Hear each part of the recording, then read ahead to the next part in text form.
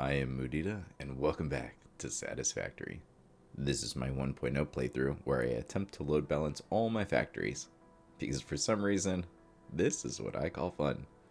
In the last episode, I sent off the Phase 4 space elevator parts and got started on Phase 5. I now have plenty of fixite trigons and time crystals that I can build all the Mark 6 belts I want. Now that I can combine these with the Mark 3 miners, I can now finally get the full 1200 per minute out of a pure node. And that means it's time to ramp up production. Today I'm going to be in the middle of the map creating a huge factory to turn the rest of the bauxite in the world into aluminum ingots. 10,800 to be exact. Well, I may have jumped the gun just a tiny bit in that intro. So when I said I had Mark 6 belts already, I don't quite yet, but it sure didn't take long to build this up, so let's go ahead and knock this out. And you know what, let's see if we can do this smoothly. Dump all of my inventory into some containers. I grabbed all of the iron plates and aluminum sheets that I would need. Can I carry them all? No. Okay, well, it was a good idea. Oh. Alright, so we've got plenty of time crystals. And more than enough trigons.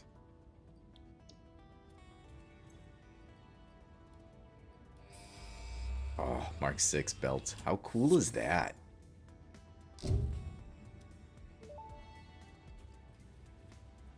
Milestone reached. After close scrutiny, two problems were identified in Mark 5 conveyor belts. The first was the belt part, so force fields have been implemented in the Mark 6 instead, to maximize transfer speeds. The second problem is inefficient pioneers, but sadly no remedy is available for this severe impediment. Yet. It is always trying to replace us. Well, now that we have Mark 6, that is just so cool. The big goal for today is aluminum, and a lot of aluminum. So let's see if anything else will help us. Quantum encoding, don't have a use for any of this to improve aluminum. This factory is, however, going to be pretty big, and you know what? A Mark III miner? I don't know, just sounds kind of cool. So we've definitely got that. We've got these now, got those. No idea what these are. So to unlock those, we need quantum encoding. Okay. Well, in hindsight, I probably should have unlocked this first and then done the peak efficiency last, because I probably don't need the Mark 6 belts right now. That's alright. I'll get all of this stuff ready, I'll unlock it, and then I am just going to throw together a temporary setup to get enough of these together to unlock the Mk.3 Blueprint Designer. Since it takes the Neural-Quantum Processors to unlock it, I'm pretty sure you need them to build them also, but it's not like I need to build that many. So I just need to have a little bit of a stockpile. So I'll just set up a temporary thing to get enough of these. So since this is going to be a long video and a temporary setup is not why you're here, so let me just skip ahead and I'll show you what it looks like real quick. Since we're doing a temporary setup, you know we're coming back to the random room. Alright, let's take a look. So, these things are so cool. I wish it wasn't covered right here. I know those beams shoot up quite a ways higher. So let's go through it real quick. We've got the converter making the exact amount of excited photonic matter that I need. We've got the bins of time crystals, supercomputers, and trigons, all heading into the quantum encoder. And at first I saw the 50 and I was like, that's fine. I'll just store it in a industrial buffer. And that filled up super quick.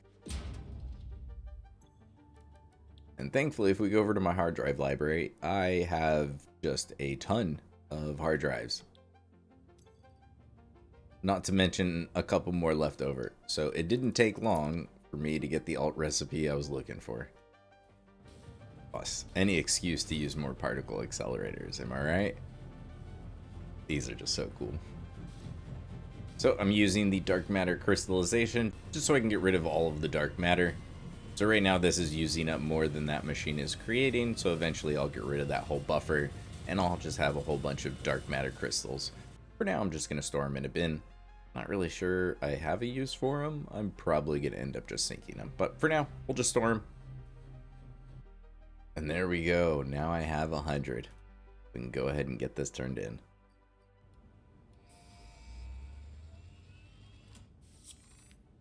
I never thought I'd see a Mark 3 blueprinter in vanilla.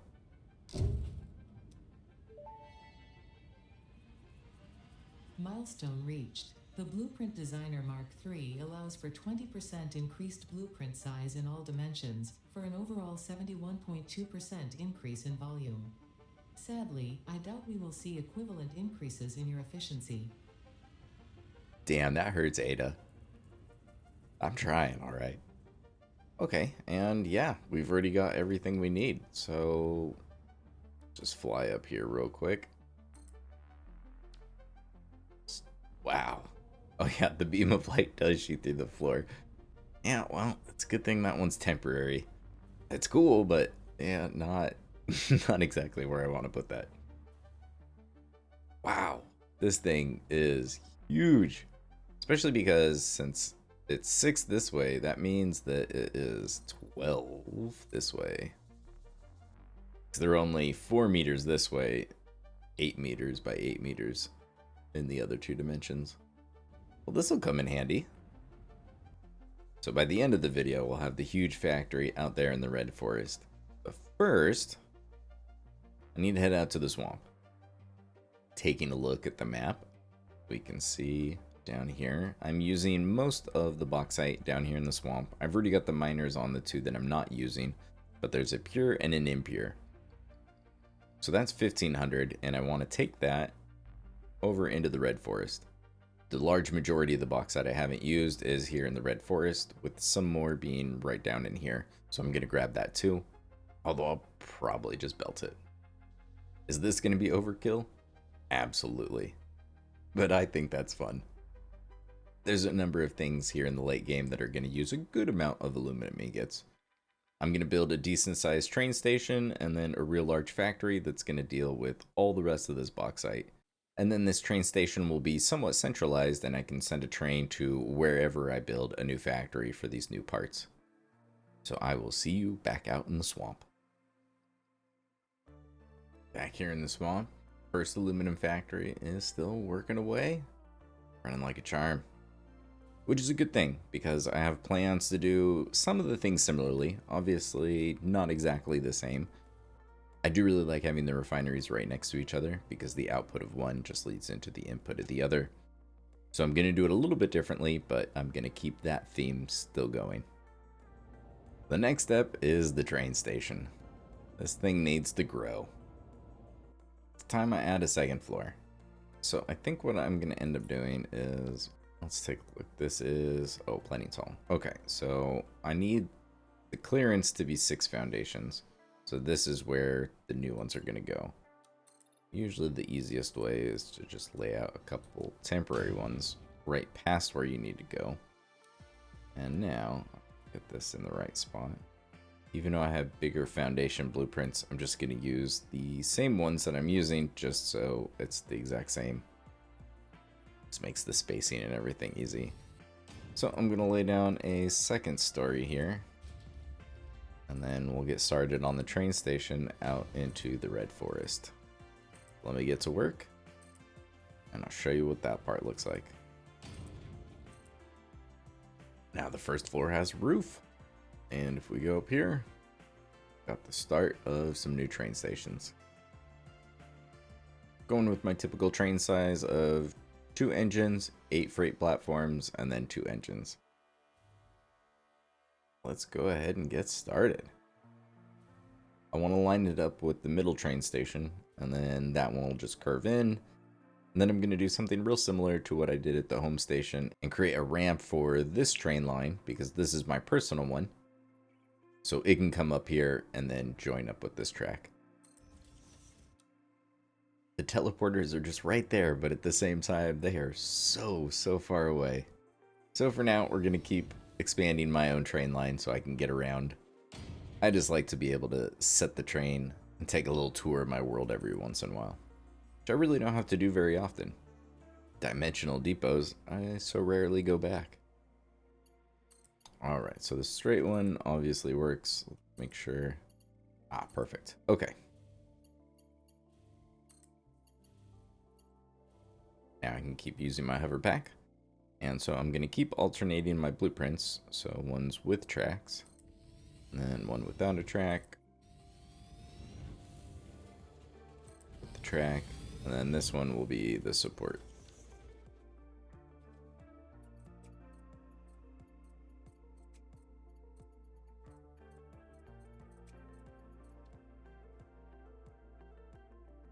I'd say probably somewhere right around here I'm going to start turning, because the goal is to shoot through that gap right there. We look on the map, the train line is going to go through here because it's plenty wide enough for even this huge blueprint to go through. And then once we get to here, then we're pretty much clear. Go to wherever you want. So getting the turn right and everything is a bit of trial and error. What a lot of it is, I'll place a straight section, say, and then I'll go to my curve. So I've got my right turn start, and we get that lined up, and thankfully these line up nice and easy. I don't know why I left that gap on this one. So I really should have fixed that on the blueprint. And then I'll grab my continued, lock it in place, nudge it back the 3 meters so that the outside is nice and flush. And this just barely overlaps. And then I just keep placing these until it looks like it's lined up to the point that I want. If I go too far, then I basically just delete this, and then if I think it's only off by maybe one foundation, then I'll shave off one and kind of redo the whole thing, see if it's lined up right. If it's not, we'll go back another one, and you just adjust accordingly. And the more you do it, the better at eyeballing it you get. It's a bit of trial and error, and it doesn't stay on grid. So there are definitely downsides with doing it, but you can kind of make it go wherever you want this way. And then you just have to worry about merging back up with the grid later. Well, time to put those eyeballs to work. And we're back. We got the curve figured out, and I haven't gone too far, but let's just jump in a train real quick.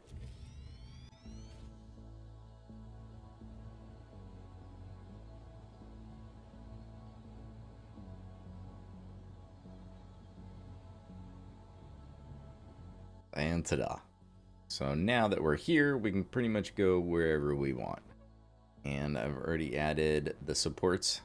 Once I made sure that the train could get through where I wanted to, then I just added all of the supports so I don't have to come back and do those later. Because if I put off too many of them, then it just never gets done. Then the task is just way too daunting. I'll never want to spend an entire day doing just supports. So I try to do it as I go. And as you can see, I've gotten started on the next part. Oh, hey, look at that. Don't mind if I do. This was always the original design for the tracks. I just haven't needed this many trains yet, but now I finally get to put it into use. And the reason why these have always looked so kind of squat and funny is because these were always meant to be stackable so that I can stack my trains. Since I'm not doing a loop and I'm just doing push-pull, this is my solution. I just add more. And because this is enough clearance for the train station, which gives just ample clearance for any of the curves and stuff like this. And so I basically just reduplicate whatever is directly underneath. So I place that there. And then we can go back into default mode. It's another ramp.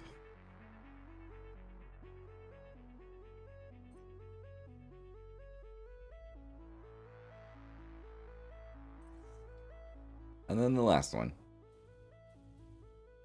I've already done the hard work of figuring out where it needs to go, so now I just directly copy whatever is directly underneath, and it'll follow the exact same path. And now this way, this top layer is going to be the one that goes out to the red forest because we're already elevated a little bit, and it'll be easy to branch off to the right there. This lower track is the one that'll go off into either like the blue crater or off into the grassy fields. So now I just need to copy the rest of this track all the way up to Probably this one. No, it'll probably go to that same one, and then that one will branch off to the left, and then this one will just keep going straight. Let me get back to work, and I'll show you what it looks like. I have arrived at the start of the Red Forest, or jungle, or whatever this place is called. So we are right here at the entrance. Oh no, please don't die. Right above the little lake. I think there's some quartz. Yep, quartz right down over there. And we've made it all the way up here. So we were able to just make the turn, go straight for quite a bit, and then start elevating. And now we are here. There's enough red trees. We can get rid of a few. Made a few cluster bombs because they kind of come in handy in areas like this where I just need to do some mass clearing. Ah, yeah. So that is what I'm going to do. We are going to clear out a huge area of this. Satisfying, isn't it? Oh, hey, look. Discovering slugs already. I like that.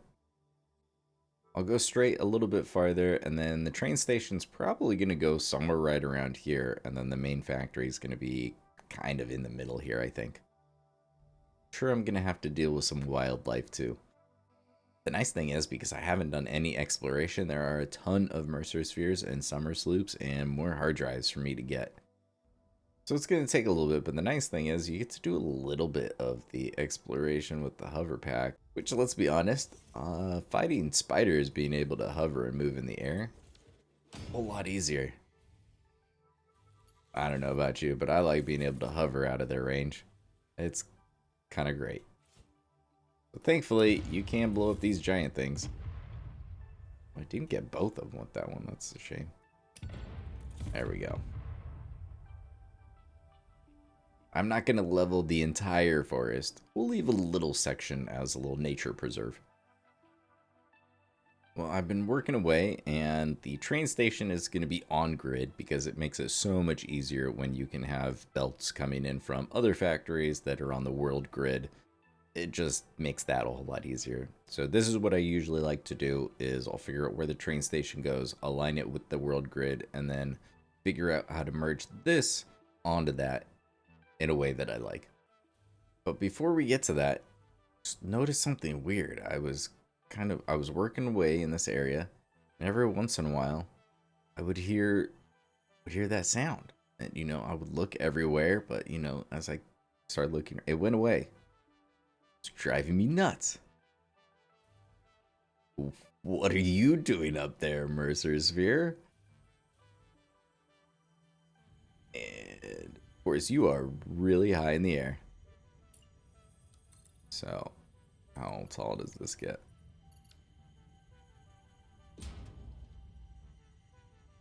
Almost. Jetpack time. All right. Heck yeah, I'm going to take all the Mercer spheres I can find. I have a tips and tricks videos on how I do my trains and whatnot, but a common question, rightfully so, is how do I keep or merge them back up with the world grid? And it probably doesn't make a whole lot of sense when I reply in text form when I say I just kind of work my way backwards. So let me try to explain. I'm not exactly sure where this is going to go. Like the middle point, I think this train station may still need to be a little bit bigger. So I'm still working on that part, but let me show you this. All right, so when I say working backwards, this is kind of what I mean.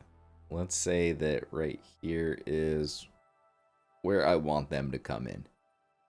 But if I were to make any sort of turn, most likely it's going to end up in a spot like this, right? It's probably what you guys are running into. And it would be just so much nicer if it lined up neat on grid just the way you want it, right? And I agree. So this is where I want it to go. And now I can work with merging this with that. I may not have picked the best spot. I think one farther over would probably be a much better example. Okay, let's go with right there as an example. That'll be a little bit smoother. So for me, I'd probably delete this one, and now we can try to bridge this gap. So there's a couple different ways you can do it. We can keep messing around with, I have just a single foundation in depth or width. And so I can place a couple of these to bring this out just a little bit farther. I could do the same thing on this side. And then from here, let's start the right turn.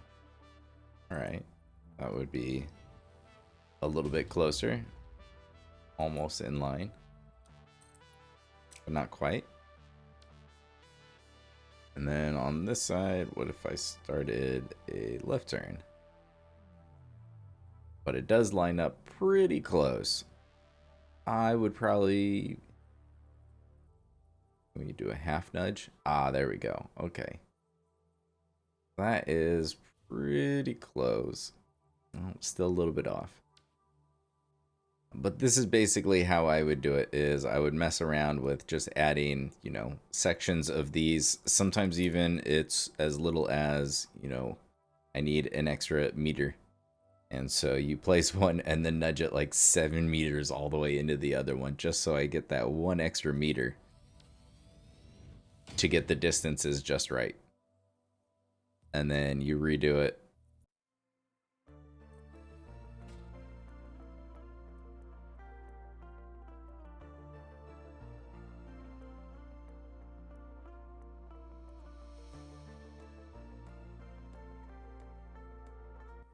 And that's pretty close. But if that's still not quite close enough for you, but another way you can do this that will work really well is grab yourself the beam, point right at the center of the foundation right here on the corner, and then go to that same spot on the opposing foundation.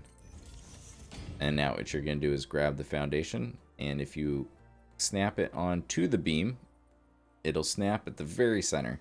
So now we just want to nudge it 4 meters up and 4 meters to the right. It'll give you a nice clean seam right here along the side. And we can just snap that one. And then we can do the exact same thing on the other side. 1, 2, 3, 4. And that way we have a nice clean seam on both sides, and then they'll just overlap slightly here in the middle. And then we can just zoop these down. And there we have a nice clean merge of something that's on grid and the train lines that were off grid. And now I can just connect these beams in freeform. They'll just snap to the other side.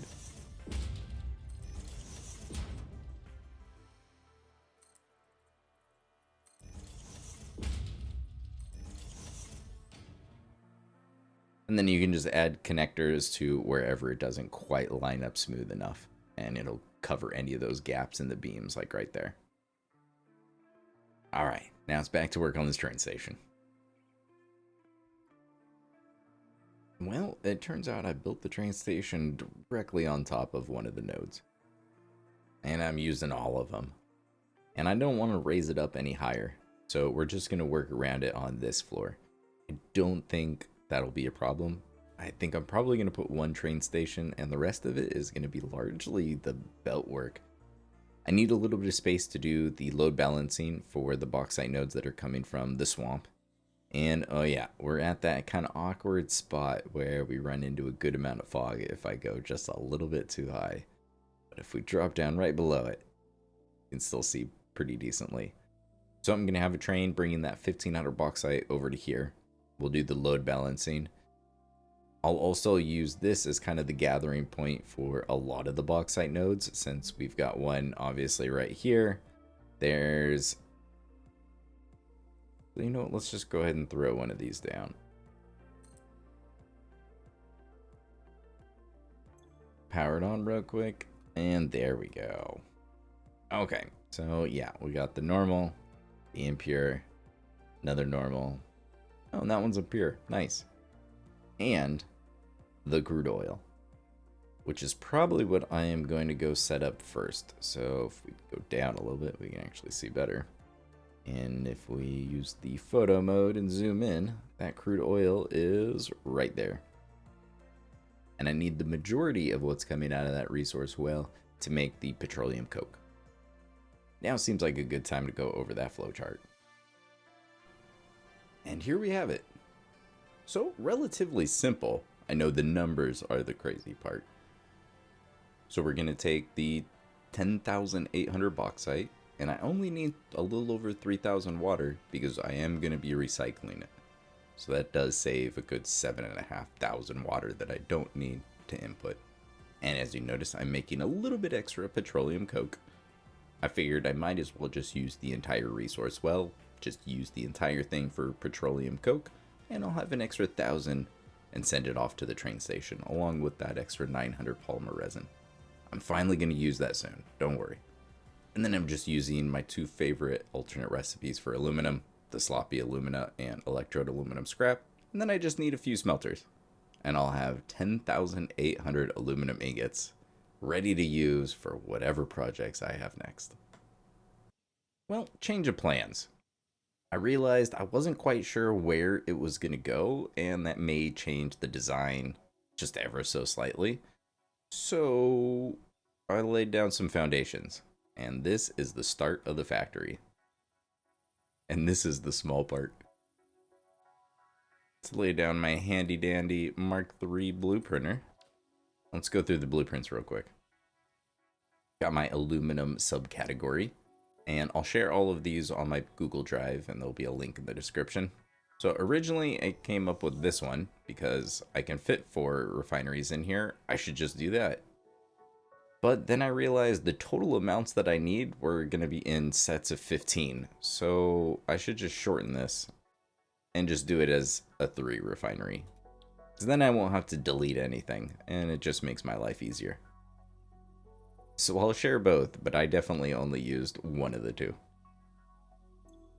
Using the good old heavy oil residue alternate recipe, I'm just going to take the crude oil, turn it into the heavy oil residue, and we get that bonus polymer resin. And then that will come straight through on a very short pipe into this next refinery. That'll take that exact amount of heavy oil residue and turn it into 120 petroleum coke. And then you just have a line of mergers that'll grab all of that polymer resin. And the way this is going to work out is I'd end up deleting a whole bunch of the mergers anyway, so it's best that they're not even there. So this is basically the one blueprint I need for this stage. So the way this is going to work out is I want the refineries facing this way. So the inputs are here, the output will be facing that way. And then we're just going to have 3 rows of 5 of these blueprints. 3, 4, 5. Yeah, perfect. Okay, so I'll probably recenter these a little bit better, but that'll be 15 of them in a row. And then I'll have 2 more rows for a total of 3. And if we take a look, so the requirement is 30 crude oil for these. Each set of 15 is going to require 450 crude oil, and I need 3 of them. There's 1350, which, as it turns out, is the exact amount that you can pull from that resource well right there. It's got 3 normal and 3 pure, and so that just works out perfect. You pair up 1 pure with 1 normal, and that's 450 when it's fully overclocked. Let me center these and place down a few more rows. And there we go. You know, I said it was going to take 45 refineries, and I kind of forgot that each part requires 2. So yeah, that's 90 refineries right here. We're starting small. Alright, so for this, it's pretty easy. All of the polymer resin for each of these sets can fit on one line, so I've got that belted up. And so really, the main part is going to be doing the belt and pipe work. For the pipes, I'm just going to place a pipeline junction right in front of all of them except for the very last 2. Or last 1 on each side, I mean. Did forget to change this ahead of time. Rookie mistake. Alright, let's repaint these. Each row of 15 uses that 450, like I mentioned.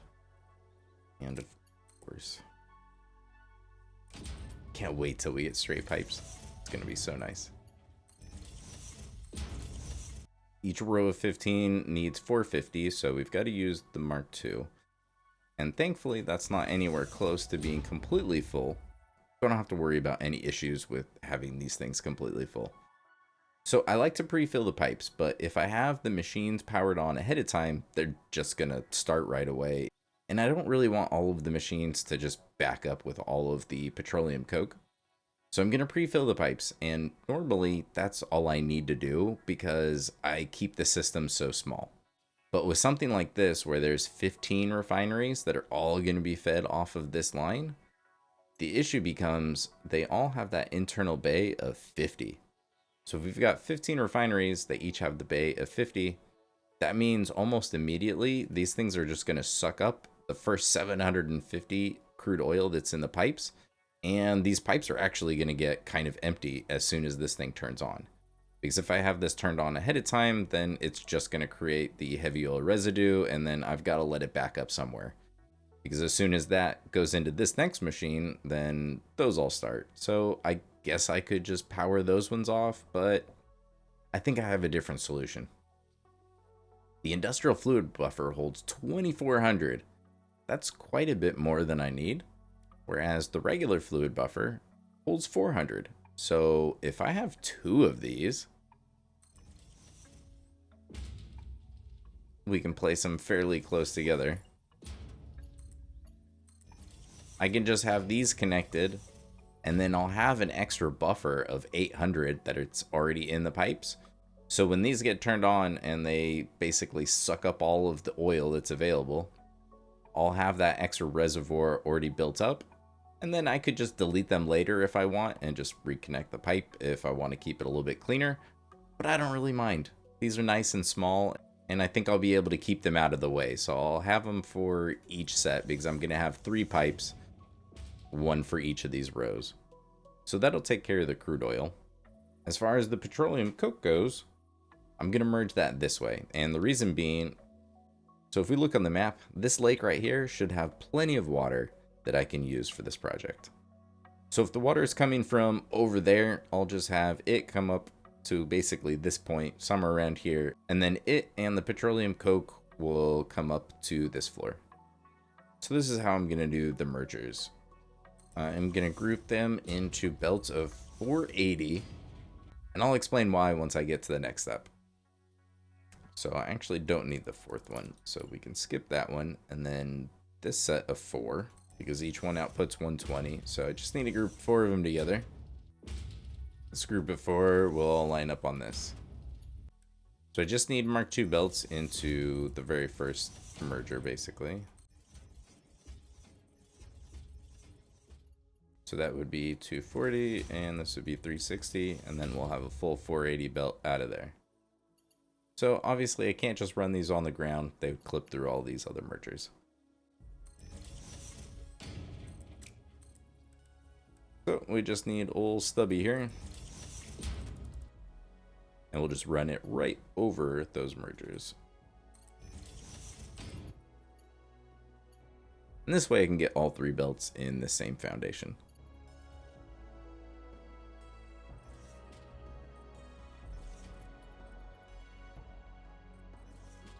And that's 3 480 belts of petroleum coke that's going to go upstairs, but I have a couple left over here at the end. For each row of 15, there's going to be 3 left over, and I'm just going to slap down a merger here. Just need Mark II belts into all of these. And then I'll have 3 360 belts that I can merge up together, and those will head on over to the train station. Now that we've got those in place, I got the bus started. So this was about the best I could do, I figure, and it's going to come to right here. And so I'm going to do my usual thing. I've got the resource well. So I'm going to get this on the world grid, and then we'll probably go up to, I don't know, somewhere. Pack ones are a bit higher than these ones are, so probably going to have to go up about that high. But let's just go ahead and power this on. That way I can actually see how tall these things are.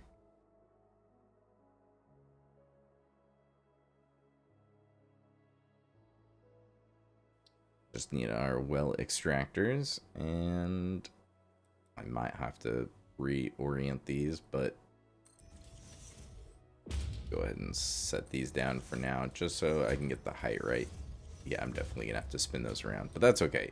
Right now, I just want to see where the height exactly is on all these.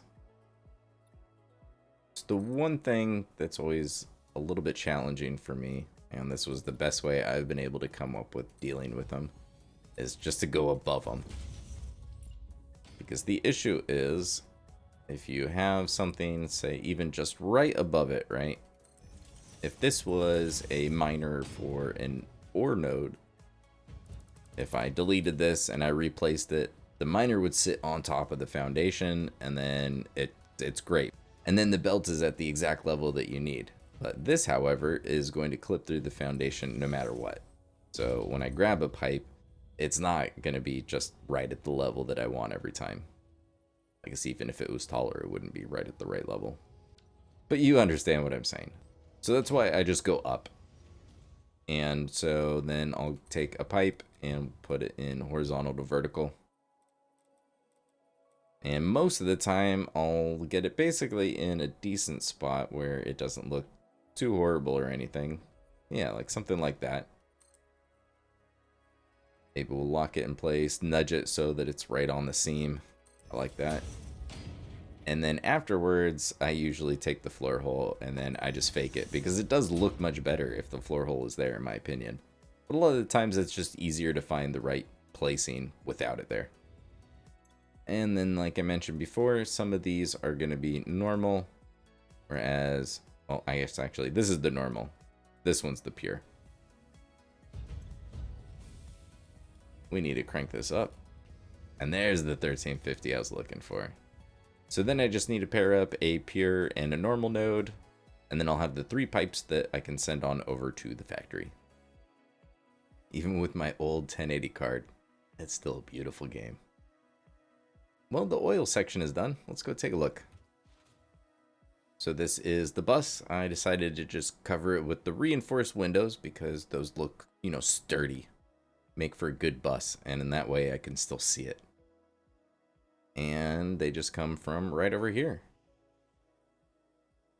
So I don't have a good outside entrance yet.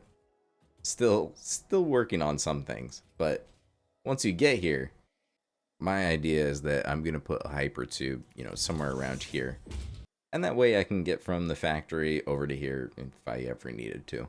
I really like hyper tubes for those sorts of things. So this is the upstairs. I just covered it in glass except for the very center, and I just used the frame floors, that way the smoke could get out. So it ended up being that I think it was probably only this one and maybe this one needed a pump, and so in solidarity I just put a pump on all of them. Each pump only uses 2 megawatts, so I think we can spare it. Especially when it comes to fluids, I just want it to work. So if that's what it takes, I'm okay with it. Well, I guess it's probably not going to go there. I probably want it to go over this. So yeah, we're going to have to figure out the right spot to put that. But this is what I came up with to grab the oil. That came out pretty well, I thought. I didn't want to spend too much time on it, but I didn't want it to just be the resource well pressurizer just out by itself. That's usually what I do, and it just always looks a little bit funny, so I'm glad I did this. So the next step is going to be running cable out here so that, I powered it on with this right now, but that's not how it's going to be powered on in the future. And then from there, I think I'm going to start adding some walls, since now that I have this pipe bus done, the bottom floor is pretty much complete. There's a little bit more belt work to do, but it was the easy part. So I'm going to add walls, and I'm going to have to extend the platform, and I think I'm just going to go out that way towards the train station. You may be wondering, why in the world are you all the way back at your home base? And that is an excellent question, but I wanted to show you. Running around the red forest, I've gotten a bunch more Mercer spheres, and I kind of thought that this would be a good time to double up the upload speed on some of these. So things like steel beams, I have a habit of using a lot of. I use the grip metal foundations a lot, and now that I have the 6x6 blueprinter, you can use them really quickly if you're using them for foundations in a big grid. So I've got 3 of them stacked on top of each other. It's just got a regular splitter. since the max upload speed's 240, we've just got a Mark 3 into each of those. And then I just need to upgrade this to a Mark 6. Oh, don't they look cool? Oh, that is awesome. So I just went through a couple of the resources that I have a habit of using a decent amount. There are times where I go through a good amount of steel pipes, mainly when I'm spamming down a whole bunch of refineries because they cost 30 each. Copper sheets are another one. If you're doing just tons of pipe work, you can start eating up through your supply pretty quickly. And I'm probably going to do the same for iron plates because there are times where I can use quite a few. And since I've got so many, let's just go ahead and add 3. Let's go crazy. So to do this, it's pretty easy. I just remove the belt.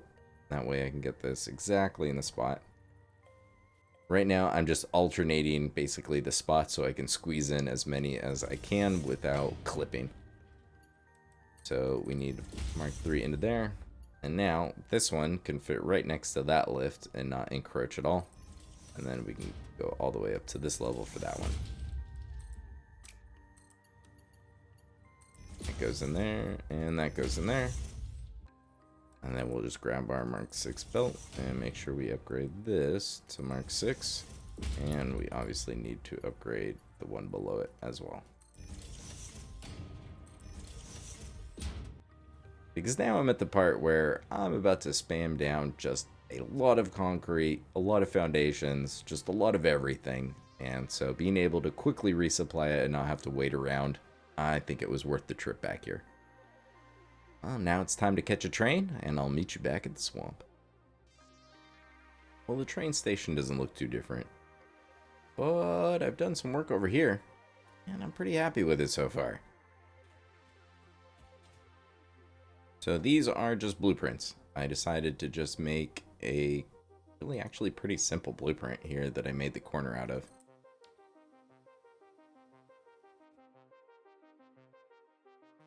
So it's just 10 high.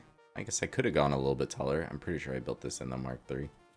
And it's just the foundation. I think these are colored slightly reddish. And then I just took a painted beam and then turned it sideways so that instead of it being the corner out, it's kind of the flat side. And so that covers that kind of seam right there. And then I'm just using the big concrete pillars down the middle with a bunch of the 2-meter square signs. So a really simple blueprint. And then I made this one to go in between the quarters, basically. So it just went with black, but I really like the coated concrete. If you're using a bunch of signs, it just kind of gives it that extra little bit, and I like it a lot. I went with the painted beam and turning it trick again, so I just have it on its side. So just place it down, and if you rotate it 3 clicks, lock it in place. That's how you can get it on its edge like that. And then I'm just using the small 2-meter label sign on either side of it. These are just the full windows. But on this side is going to be the inside. And I've already got my walkway placed down, so I don't have to do that later. Just use some inverted ramps. Painted beam with, I think, the chrome finish for the walkway. And yeah, really simple, but I think it'll let in a good amount of light. And I think the extra lights will look good. And I feel like it came together pretty well. The goal was to create a good amount of depth with the blueprint for the corners, and I think it does a pretty good job. I'm real happy with the way it turned out. I think the supports are big enough that I don't feel the need to bring it all the way down, and I can just kind of leave it hovering above the landscape a little bit instead of enclosing the entire thing. But we'll see. So far, so good. I'm pretty happy with the way it's turning out. I've still got a little bit of work to do over here. I've got to figure out where exactly the pipes are going to go, where the hypertube is going to go. But I'll probably have another hypertube to go out to the water extractors, so that's kind of what I'm waiting on. And now I need to extend the second floor. So I think I'm actually going to replace these with a different material. And so I'm probably going to end up just deleting these and replacing them because it's easier than running around redoing this one by one foundation. And the way I want this to work is I'm going to give myself, I think like three foundations on either side. So 3 here, 3 here. So starting here, I need a decent size area for each one of these groups of machines. And I'm just going to use 2 different materials instead of using the patterns. I tried to mess around with the patterns, but I just couldn't get one that I really liked. So I'm just going to go with 2 different materials. Time to delete and replace a whole bunch of foundations. So it turns out I needed to expand this thing by a lot. And now I've got 9 rectangles that are 10 by 20 foundations. Because that is how much space these things are going to take. Ooh boy. I decided to go with coated concrete running down the middle because, well, I just really like it. But after laying down all of these foundations, I'm going to take a little bit of a break from this part of the factory.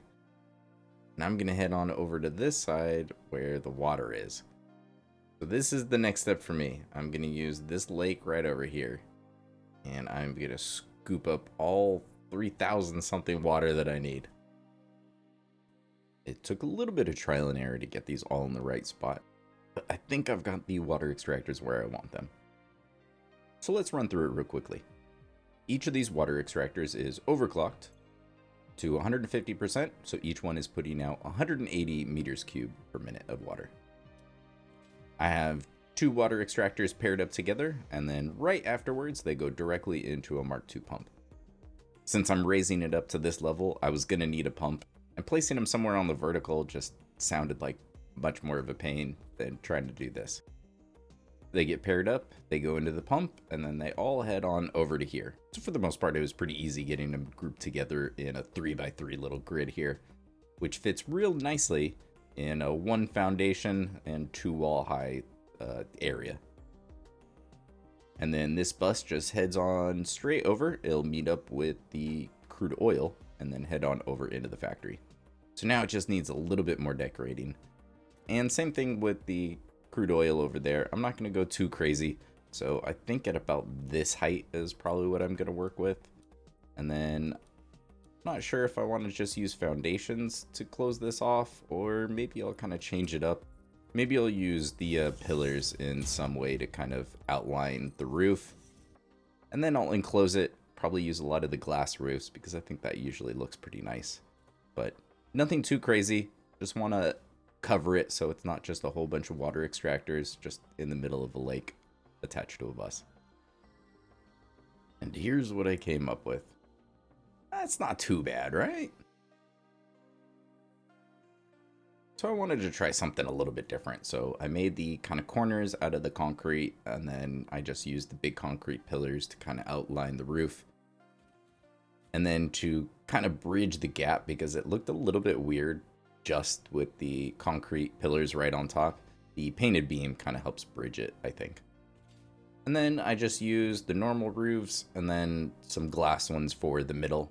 And because it's not just a straight rectangle, and it's kind of a little bit of a weird shape, in a couple places I had to just clip the roofs into each other so that it all fit and worked, but I don't mind. I think it turned out all right. And I've got a hyper tube to take me back to the factory, and that way I could come out here and check on it if I ever needed to. And I really like using the hyper tubes for this sort of a thing.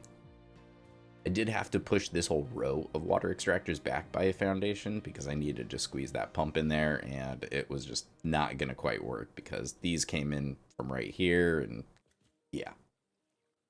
And instead of having all of the wires go straight up to the roof, which honestly would have been totally fine, especially for just the water extractors, I didn't really want all the ones for the pumps just to go straight up, especially because a bunch of those would end up on the glass part of the roof. So I just ran beams all along the floor and just attach the wall connectors to that to kind of hide the wires and keep them out of the way as much as possible. So like I said, nothing too crazy. I wanted to keep it pretty simple, but I did want to have a hyper tube to run out here so I could easily get out here, and I wanted it to look decent, minus the flickering glass roof. It's finally that time to start building the main part of the factory. Let's go through the blueprints. Here we have the first step. Like I mentioned before, I really like this dual refinery setup where I can use it and I just have them facing opposite directions so the output of one just leads into the other. So it starts with this one, the sloppy alumina, underclocked to 75%, so that we're going to input 150 bauxite, 150 water, and we'll get 180 alumina solution. That alumina solution will come out right through here and plug into this one, which needs exactly 180 alumina solution and 60 petroleum coke. That'll spit out 300 aluminum scrap per minute and 105 water. If we come back to the front, we have the water being output right here. It'll go into a vertical pipeline junction and feed right into here. And this is where the water from the water extractors is getting plugged in. With the vertical pipeline junction, the horizontal pipes are prioritized over the vertical pipe. And so this machine will always empty and it'll never back up. Even if this pipe is completely full, this will still get priority.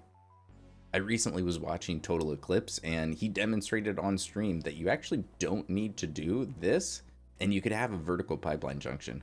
But unfortunately, he did mention that if it's not all completely horizontal, like the water extractors and all of these machines are on the same level as my water extractors, and I need a pump to bring that water up here, the pump may screw up the prioritization. And in that case, this is still probably going to be a safer bet for me. So I'm going to leave my silly little hump in the pipe there, and it should work out pretty well. So this will be the load balancing connection for the bauxite. This is where the aluminum scrap is going to come out. Each machine is going to output 300, so out of here will be 600. And then the aluminum scrap will get plugged into this blueprint, which has 10 smelters, all using the pure aluminum ingot alternate recipe. A set of 10 smelters will be able to deal with 600 aluminum scrap, and it'll turn it into 300 aluminum ingots. I basically just took the 10 smelter blueprint that I already had, recolored things, and set all the recipes. And that's why I love blueprints. Now let me show you how this all fits together. I'm going to go ahead and give myself one foundation, although it's slightly less because that's hanging over, but that's okay. That's where it's supposed to be. And I want the petroleum coke on that side, and then everything else is basically going to happen up here. So each of these bricks is big enough for 4 of these blueprints. So let's go ahead and get all 4 down.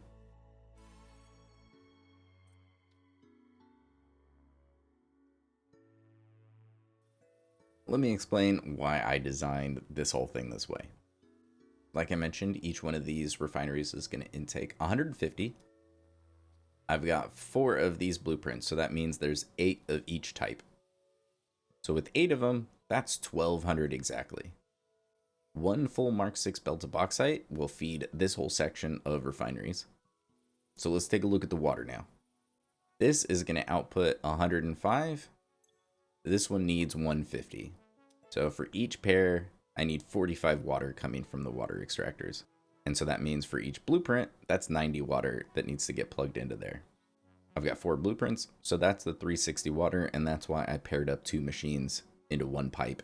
And I've got 9 pipes of the 360 water. So each one of those pipes will feed one whole section of machines. And as you can probably guess, same thing with petroleum coke. So each machine needs 60. I've got 8 here in this section. So each of these groups needs 480 petroleum coke, which is what I grouped all of those belts in down below. Each row of those refineries were putting together 3 480 belts so that they could each feed one section. And then I just need to take my smelter blueprint and make sure it's facing the correct direction. I need the outputs facing this way because a lot of the bauxite is going to come in from the train station or that area, and then I also want all of the aluminum ingots to leave and go out to the train station. Alright, so the input's facing that way. I'll give myself one foundation to work with all of that, and then one foundation here is fine. And just a reminder, if all of this stuff right here is in the way, like the 10 smelter and all the requirements, if you hit T, it'll go away. It can make lining things up in the right spot a little bit easier sometimes. There we go. There's 40 smelters. All right, well, I just need to duplicate this section 8 more times. And just like that, there's 144 refineries and 360 smelters. And this is something I never would have attempted without blueprints. That's for sure. All right, let's go through belting and piping this thing up. So for this, I think it's a little bit easier to do the belt work first and then do the pipes, since the pipes can kind of get in the way a little bit. And let's kind of work our way up. So this right here needs the bauxite. And I've already set this up so that they can be easily joined together. All right, so we just want to find roughly the middle. This looks about right. So we'll come up to the third height. Delete those two. Each machine needs 150, so plugging into here, I need 300. So these are Mark IV. And let's do the same thing for the other pair.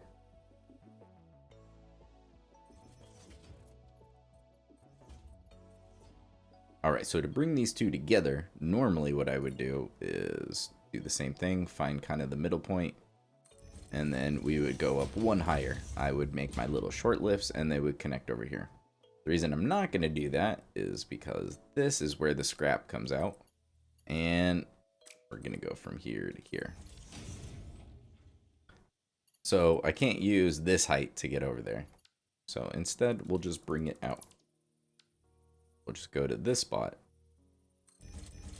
and we'll stick to the same height, so that way those belts don't interfere. And now I need Mark V, because into here it needs 600 and this one needs 600.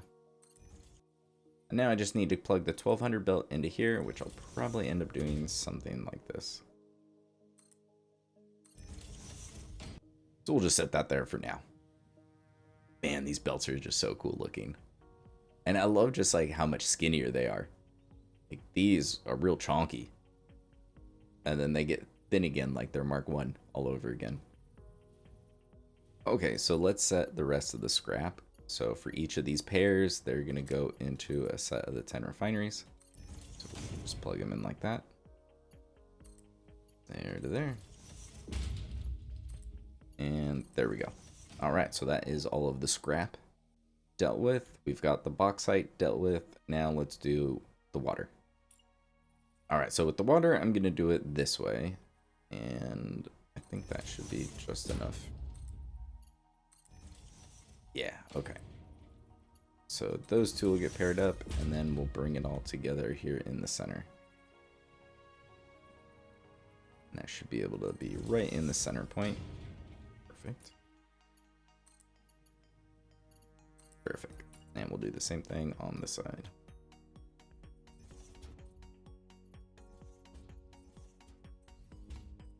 Alright, so I guess this needs to change.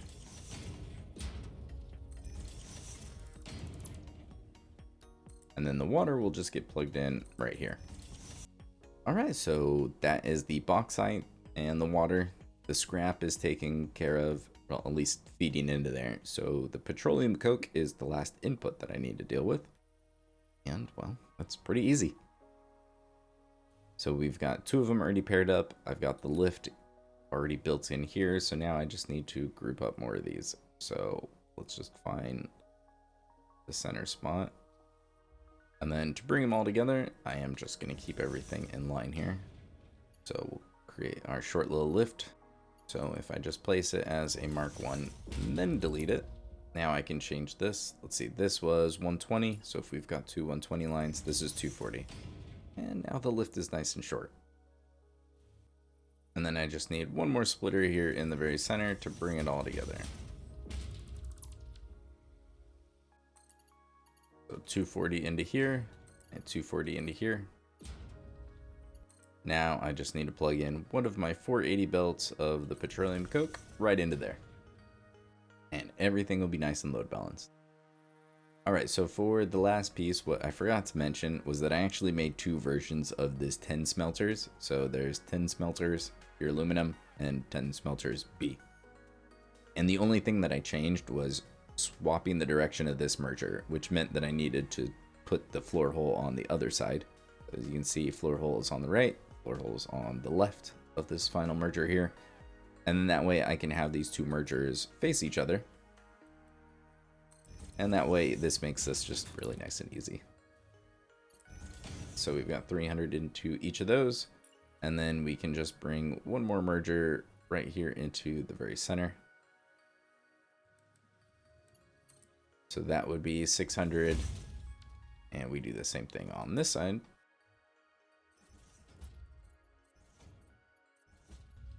$600 in there. And now I've got my 1200 aluminum ingots. And that is all of the belt and pipe work for each of the 9 sections. So really not too bad when you break it down into each group. They all fit together really nicely. Well, time to get back to work. And let's go ahead and skip ahead to the next part. You know, it really wasn't too bad. You just kind of zone out, watch a stream, or listen to a podcast or something, and before you know it, time just kind of flies by and everything's all grouped up together. So now I have most of the pieces I need. Well, except for gathering all the bauxite. There's one right there. There's also 3 big ones way out there. And that is kind of the next thing I'm going to work on, I think, is creating the buses that I need to bring all of the goods in. So if we look at the map, yeah, I haven't even uncovered that. So there's some over here that I'm going to use a train. I'm going to create a bus of some sort. But this one and this one and this one are all going to get belted into the train station, which is right on top of this one. And that way I can send in most of the bauxite into the factory all grouped together. And I've got to figure out what I'm going to do to go get this stuff right down here. Alright, so I've distracted myself because I didn't feel like making the buses quite yet. So this is what I'm going to show you. How I make a elevator when you have like a whole brick of 9 belts or pipes. Alright, so we've got these on the ground, although I'm not sure if those are in the right spot. So let's start with the ones on the roof. So the ones that are going to be at the very top are going to be the ones that are farthest back this way. And then if we bring this down, go 1, 2, 3, 4. And let's go ahead and make sure these are marked 4.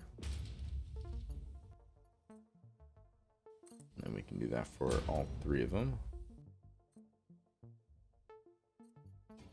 And then we move to the next ones, which are 2 meters apart. And then we're going to grab the bottom one. And then for these, we're going to go 2 meters lower.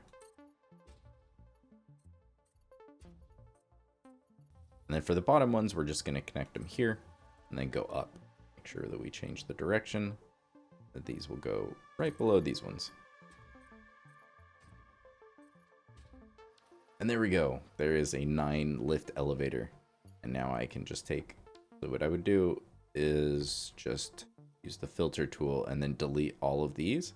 So the last thing you want is for your belt to connect to that and not the actual lift, because then it won't be connected and it can take a really long time to figure out why things aren't moving. So I just delete them. You don't really need them there. And then we can just run this bus out. And this is how I'm going to run these out to kind of the edge, because this factory right now is kind of in the center of this part of the factory. So I can't bring them straight up. They're basically right in the middle of the machine. So I need to bring them out to this edge and then bring them up. As far as pipes go, they unfortunately aren't quite as easy. But this is where blueprints let you cheat. And for certain things, I really don't mind cheating. So I made this. Let me show you why. So with those, they stack really nicely. With the pipeline wall supports, because I don't have just a ceiling support, they don't snap to each other. You can't hold control, you can't do anything like that. You can just snap them next to each other and that is it. So to get around it, I just made my own version. Really easy to do. I just zooped up a foundation. So I'll just do it again right next to it and I'll show you. So I placed the initial 3.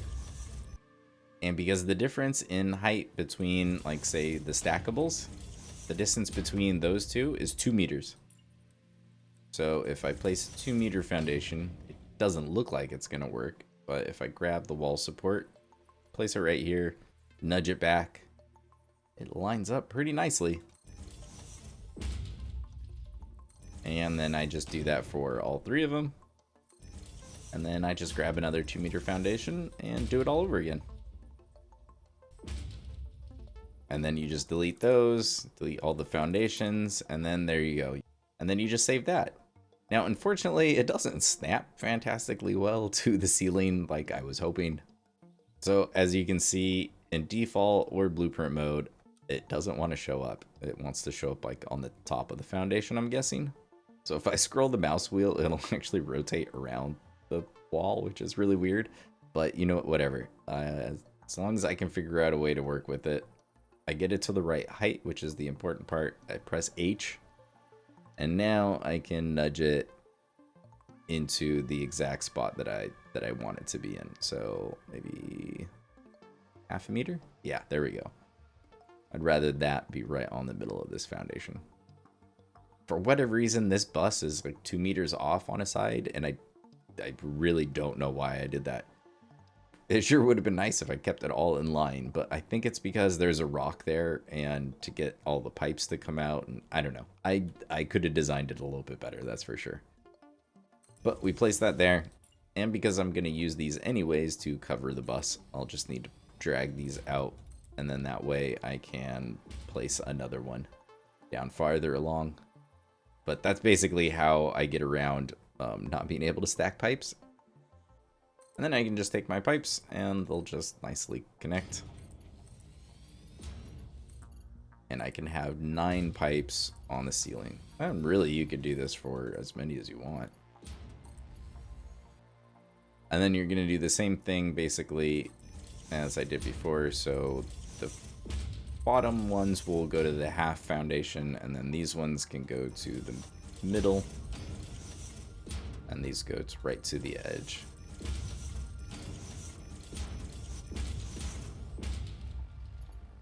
And then if I go to Mark 2, go to horizontal to vertical. This is a bit too close, isn't it? Okay. Give myself one more foundation, a little bit easier to work with. Alright, so from the bottom, we'll then go to the top, but we'll go, since it's horizontal and then vertical, we'll go from the top down. And then for the next ones, we do the same thing. Top down, and then for the last ones.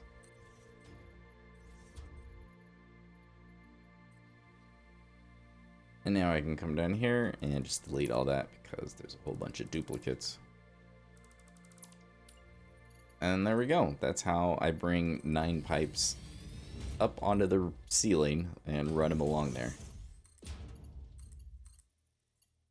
Both the pipes of water and petroleum coke will come up somewhere around here, and then I'll branch them off down kind of each row that they need to go. So I'm going to finish this up, and then it's time to finally gather up all the bauxite. I don't really know why I've been putting it off for so long, but finally time to do it. So let me take care of all that, and I'll show you what all these logistics end up looking like. I have a few buses now. Let's take a quick little tour of this part. So this one is just the really close impure node that what? How did you get in there? You know what? I don't need this right now. I'm just gonna leave him be. He can babysit that miner. So the next one is the normal bauxite that's right here next to the water extractor. And that one is just getting bussed over all the way along to the other bauxite node that's all the way over here.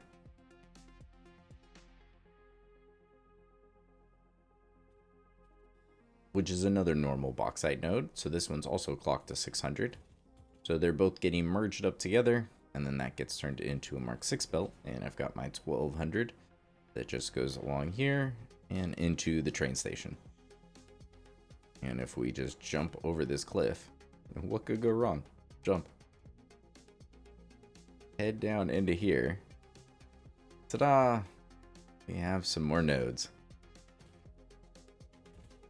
So if we start at the back end, show you the journey of the bauxite here.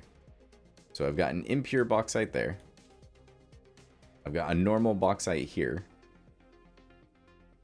And a pure bauxite at the very top. So the pure bauxite node is just going to come straight down here. And then it's just getting grouped up next to the other one. So here is the pure, here is the normal. The normal is just then going to group up with the impure right here. Don't need that foundation. So the 300 line then meets up with the 600 line. Now we've got 900 on that one. And so that line then branches off over into here. And then, oh, one extra frame. Let's delete that. Since this one's an impure node, we just bring in the 900, we add 300, and out goes a nice full 1200 belt. And now it's got two 1200 belts that head right on over to this one right here that I'm not using. But the issue was where the belts were going to go were directly over this Caterium node, which I may need in the future. And so I decided to just plan around it in case I do need that node. So then those come around here. And since the train station is off grid, I just kind of brought them to the point where they were close and then just left it open. Merging two different grids with these things is just gonna look messy. And then the two 1200 lines just head right on up, and then I just run them right underneath the train tracks, which is nice and easy when it's flat. But then you get to the ramp part. And I did an okay job. You can finagle with it quite a bit more to make it really straight. I'm just trying to do a good enough job to get rid of this right here. Not the end of the world, but it looks a little funny to me. So if you grab a splitter or a merger, and let's just go ahead and place it like right there. Just do it for both belts at the same time. Hold control, and then they'll be even.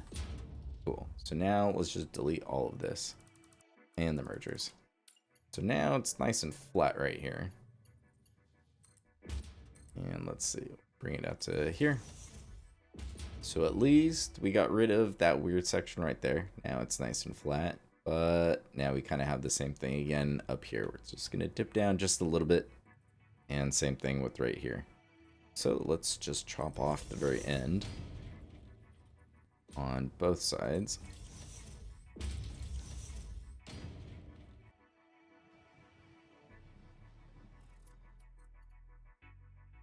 Oh, it still wants to do that funny little curve. Well, we should be close enough to the very end actually that we can,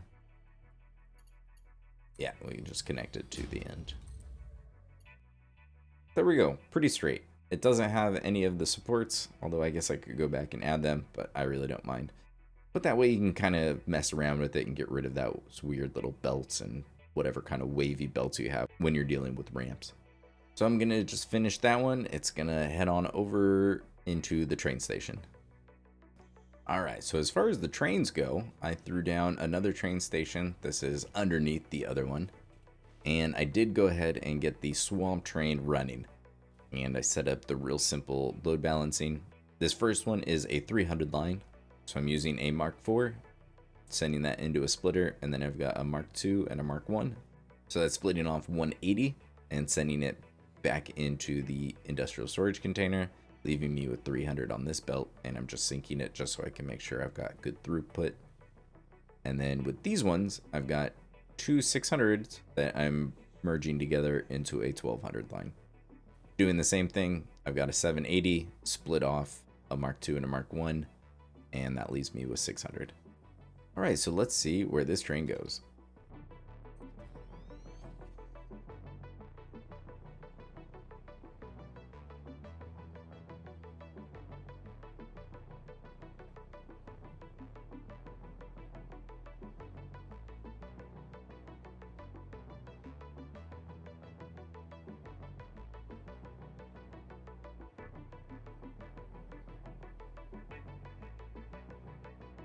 Ended the line. My goal was to get out here and not have to change elevation, which got a little bit interesting, snaking through there, but I just saw it as a fun challenge. And I was able to, so I kept the height the same so I didn't have to use my ramp up or down. Not like it really would have mattered, but I just thought it would be nice if I didn't have to. And I'm going to set my train station right here, which is a little annoying, seeing as there's all these uranium rocks. But there's a bauxite node there, and there. So this is a pretty nice spot to grab the 3,000 bauxite that those three are going to output. And so now I'm going to set the train station there, get everything belted up and into there, and then I just need the one train to go back. That's why it's a single track. I needed to make sure that I could actually get out here before I wasted all my time laying the supports, but now that it can, I'll lay down all of the supports so it's not just a floating train track. So let me get to work, and I'll show you what it looks like when it's all done. Well, I've got all of the bauxite, except for one, turned on just so I can test the throughput. That being said, I probably didn't need to turn this one on. It's just sinking bauxite. But I did want to make sure that everything else worked and that I was getting the full 1200, which should be easy enough to tell, I think. If I see any gaps, that means I'm not getting the 1200, but it's going so fast that it looks like it's going backwards to me. So these belts are kind of silly. Pretty amazing though. And I wanted to leave this here because I think I've noticed something. Ah, see, there's a gap. And there's another one. So this is what I've kind of learned with the Mark 6 belts. And this issue probably happens with other belts too. It's just much more obvious on this one because this should be completely full. I've got a 600, a 300, and a 300 line. And so these all add up to 1200. So I figured just use one merger and there you go. I think the issue is if you're only merging two things, it's just kind of like a zipper. It goes right, left, right, left, right, left. If you have a third input, then the zipper is much more complicated and this one ends up getting backed up. So I think the way to fix this is just to use two mergers. So I'm going to need to merge these two together back here. Say there. So Mark 5 into there, and this one's just a Mark 4 into there. And then we'll need to do another merger. Oh, Mark 4. For this 300 line. Mark 6. And this is Mark 6, because that's going to be 900. Alright, so I just had to pull out the extra on the belt, and now we're back down to the 300. So now we'll see this belt will, get stopped up just a tiny bit every once in a while, but the gaps are basically still there. And now we'll have a completely full Mark 6 belt without any gaps. So I think the issue is using all three of the mergers. They just couldn't figure out quite how to play nice. I'm sure someone who actually understands the way these things work a little bit better than I do could explain this better, and if that's you, please feel free to leave a comment. I'd be more than interested to learn the technical reason of why the three inputs kind of like compete against each other or what exactly is going on with that. But if I merge those two and then merge this one, it seems to be completely fine. We've got a solid 1200 throughput on there. I'm not seeing any gaps. And these things aren't backing up anymore. And here we are back at the other end of the red forest. I've just got my bauxite grouped up and they're all headed into the train station. The train does have supports now. So I kept this super simple and I didn't really even add anything else for me to get around. There's just a little corner with the ladder. The 1200 lines are just getting split. So I'm transporting 600 in each of these freight cars. That one's a normal line, so that one's just getting 600 by default. And yeah, pretty simple setup, but that way they can easily transport it. Trying to move the 1200 on one freight car would mean the round trip would need to be pretty short. So by splitting it in half and having 600 on each one, I've got plenty of time and the freight cars are never completely full. And so that's just the little outpost train station. I wanted it to be fairly small and compact, so I don't think it's too bad. Alright, well, now that I've got this stuff out of the way, now I'm going to spend probably way too long doing the decorating. I need to finish that bus to actually bring the bauxite into the main factory. run some cables. So next, I think we will take a grand tour of this whole thing, and then we can turn it on, watch it all come to life. Tour time. Thought we would start down here just because it's not the most attractive looking, but it's kind of cool the way this all works, in my opinion. I went back and forth about how I was going to start this whole factory. A big part of it is obviously the bauxite. And I have 8 sinks down here. Only one of the bauxite nodes was just in an inconvenient spot to bring it all the way over here and then back into the factory. So the pure node that's right next to the crude oil has its own route, and it has its own priority power switch. So the way this is set up is all of these sinks, well, all the 8 brown ones for the bauxite, are all connected to this priority power switch. So it's currently on, but as soon as I turn this off, the smart splitter, which is designed to send any to the sink and then overflow, will go into the factory. So once the switch gets turned off, this belt is completely full, so it will instantly start sending it the opposite direction and into the factory. And that way I can get it all turned on at once, because deleting 8 sinks and reconnecting the belts to go to the right spot was a pain. I tried it, and it just takes so long, and this factory starts up too fast. I just didn't want to waste my time doing that. So ignore all of these ugly wires, because hopefully this is temporary for most of these anyways. So this is where all the final products are going. Just down here under the train station, because that's going to be the easiest way to move this kind of amount of aluminum ingots somewhere. I'm not using drones for this. So all of the bauxite are on the brownish yellow ones, and those are going into the factory. And then all of the silver ones are the aluminum ingots, and those are just going to be sunk. So I've got 9 sinks to do just the aluminum ingots. And then we've got this blue one that's going to be doing the polymer resin. And this one is carbon steel, which looks exactly like the chrome, which is what those ones are. That's okay. The carbon steel is going to be getting rid of the petroleum coke for now, until I have somewhere to send that. So this is where all the finished products are going. And now that it's a bit more organized, I feel much better about it. It was a little chaotic down here for a little bit.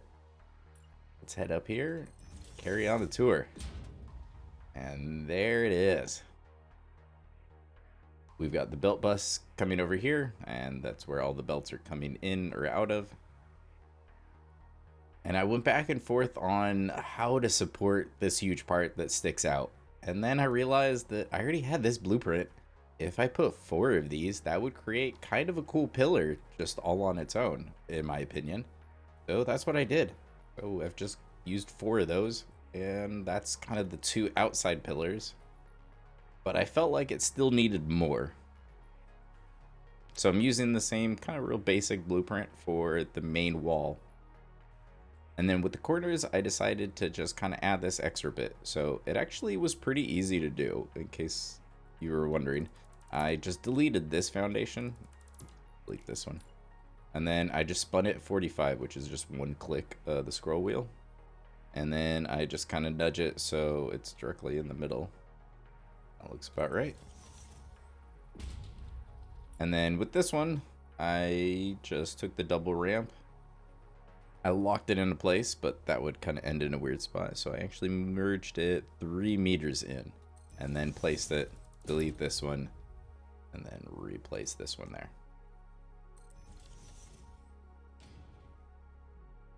And then I just did this on each of the 4 corners, and then I believe that's basically like the 1/3 mark on both of those, just so it kind of had some extra support. And I like the way that it came out. It's super simple, but it just kind of adds that extra little depth and makes it look a little bit more supported in a weird way. As far as the roof goes, I just added some ramps, some more beams and lights, and then ramps and billboards. So if you ever want to get these completely flush with the foundation, you just delete this stuff right here. Delete these 2. Alright, so if you take a billboard and you place it against the wall, if I lock this in place, you can see it sticks out quite a bit. Compared to this other one, it sticks out a lot, right? So if you don't want that to happen, this is what I do. Grab a sign that's going to be much more flat against the wall. So I like to use the portrait just because they're nice and tall. The large billboards are 2 foundations wide, Small billboards are only one. I'm going to place this right here in the center. And then when I grab the billboard, instead of looking at the wall, I'm going to look at the side of the portrait and get the height lined up right. You can lock it in place. And there it goes. Now it's nice and flush with the wall. And a little bit of it clips in. So for this, it'll overhang a little bit. But that's kind of how you get it nice and flush against a foundation or a wall. I already forgot. I did build a hypertube to go from the train station over to this main part of the factory. So it just drops you off right here. So we've got our entrance. I'll be honest, the main belt work for this was really straightforward and easy, since I planned everything out to be in just huge groups of 1,200 for the most part.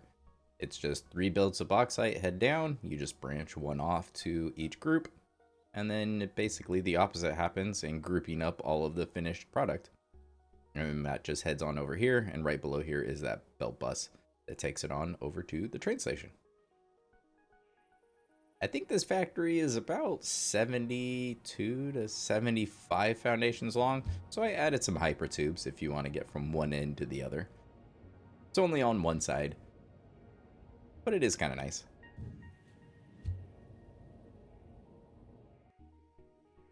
Alright, and so for on this side, we've got all of the water doing a real similar thing. So I've got the petroleum coke just coming up and just kind of going up and over the pipe, because I'd much rather go up and over with the belts than with the pipes.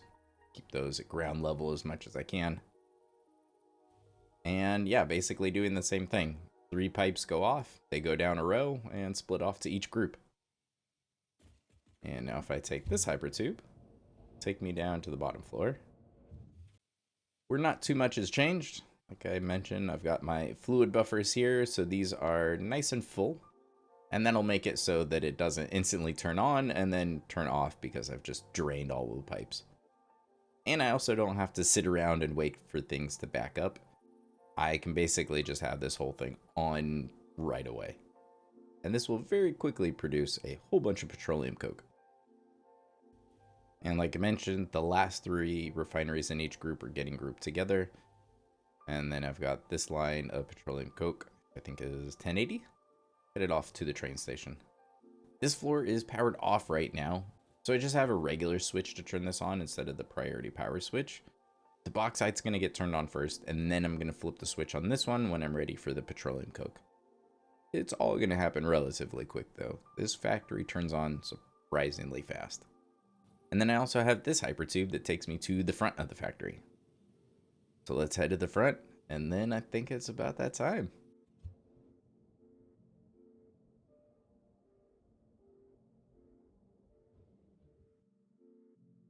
It's my favorite time. Take a look. Alright, so I've got 8 bauxite on one switch, and then 1 of them on the other. So these need to turn off so the sinks turn off and send it this way. This one needs to just straight up get turned on. Once the bauxite shows up, I'm going to jump in the hypertube, go downstairs, flip the switch for the petroleum coke. Since those are Mark 4 belts, they'll take a little bit to get here. And these ones are really fast, so the load balancing into the refineries won't take long at all. And the entire thing will start up relatively quickly. Alright, let's watch it.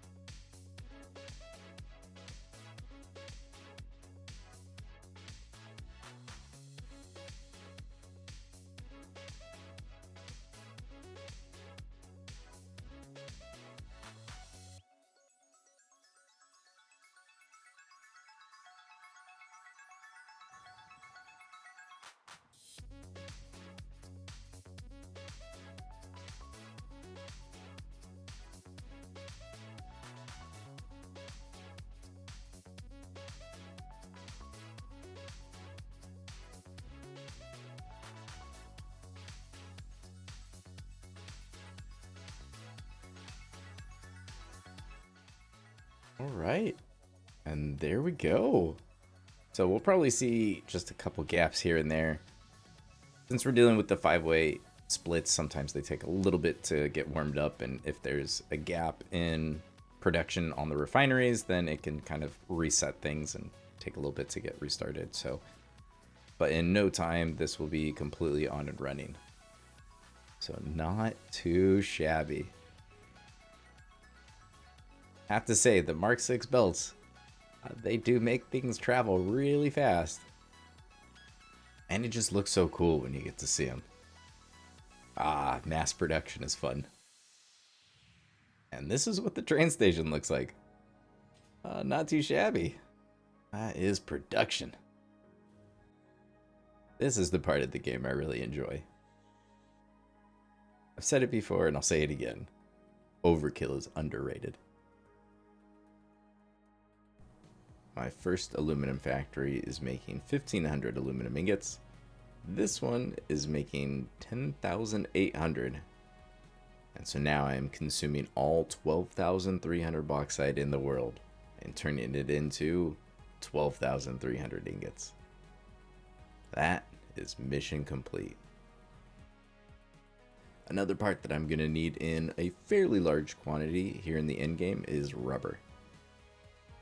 It'll be nice to work on a slightly smaller project. I don't need 10,000 rubber. Just shy of 5,000 will do. So look forward to that. And thanks for watching.